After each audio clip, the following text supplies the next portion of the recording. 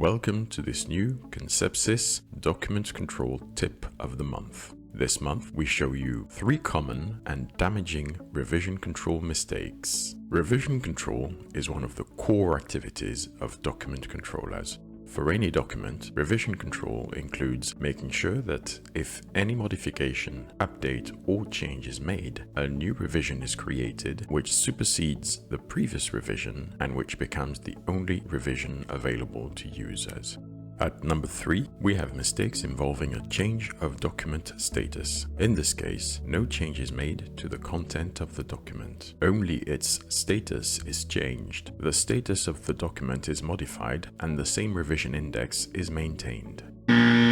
This is an incorrect and damaging practice. The revision index must not remain the same here. Here is a real-life example of the kind of damage that this incorrect practice can cause. A supplier was explicitly instructed to order equipment only for documents that they receive which displayed the status issued for construction. However, the supplier had previously received a document in revision A. Therefore, when the supplier received the second revision A with the status issued for construction, they looked only at the revision index and they assumed that the document had been sent twice by mistake. As a result, the supplier did not register the second revision A document and the supplier engineers failed to order equipment. Consequently, the project was delayed by 9 months, large amounts of money were lost, and a few people lost their job. This is an example of the negative consequences that poor revision control practices can cause. In this case, the correct thing to do is to change the revision index of the document to revision B, because any modification, any update, or any change on a document, however insignificant it is, must give rise to a new revision. At number 2, we have mistakes involving the incorporation of comments on a document.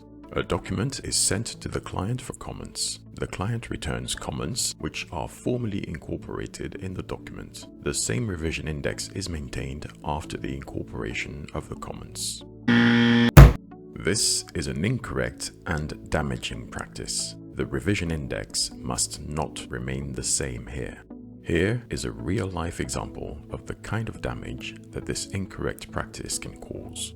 In a company, the revision index of documents is never updated after the incorporation of comments. Because of this, there are many documents with the same revision index but with different contents. Due to the presence of 2 revisions A of the same document, the contractor makes a mistake at some point and builds part of the construction based on the incorrect revision A, the one before the comments. The construction is incorrect and the client takes legal action against the contractor for the damage caused.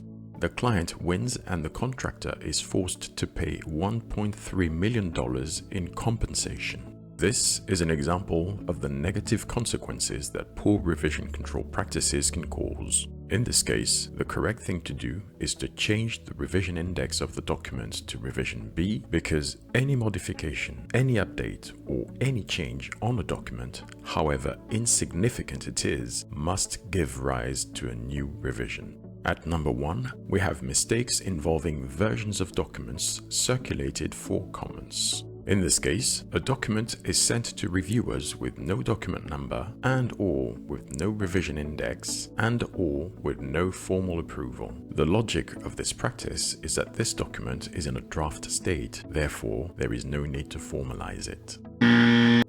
This is an incorrect and damaging practice. This document must not be circulated for comments with no formal revision control. Here is a real-life example of the kind of damage that this incorrect practice can cause. A company never formalizes the versions of documents that are circulated for comments. This kind of practice often creates a phenomenon whereby numerous informal versions of the same document end up passing from person to person through various channels. Often, the document continues to be modified while people are making comments on various versions of it. Consequently, there often are several sets of comments on different versions of the document. The person pulling the comments together is sometimes not aware of some of the versions of the document, of some of the comments, or that person can forget to incorporate some of the comments. This is what happened to this company. Very important comments from the client were lost. The contractor failed to incorporate those major comments and undertook construction based on incorrect specifications. Worse, during the litigation that ensued, the contractor was not even able to pinpoint the exact version of the document on which client comments had been made because several versions of the document were being created during the review process. Ultimately, the contractor was convicted for negligence. He was forced to tear down the construction and to rebuild at his own cost for a value of $9 million.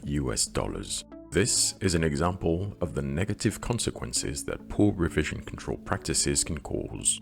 In this case, the correct thing to do when a document is circulated for comments is to formally publish it first with a document number, a revision index, a status, and signs of formal approval so that any potential dispute involving the document can be linked to a formal revision with its frozen content and metadata. If you wish to find out more about document control best practices, read our blog articles and join our course, Certified Document Controller. The links are in the description below. If you think that revision control is crucial, write crucial in the comments below. Have you ever witnessed alarming revision control practices? Give us the story in the comments below. We regularly release new content on document control, so don't forget to subscribe to this channel, to like this video, and to hit the notification bell to be notified of any useful new content.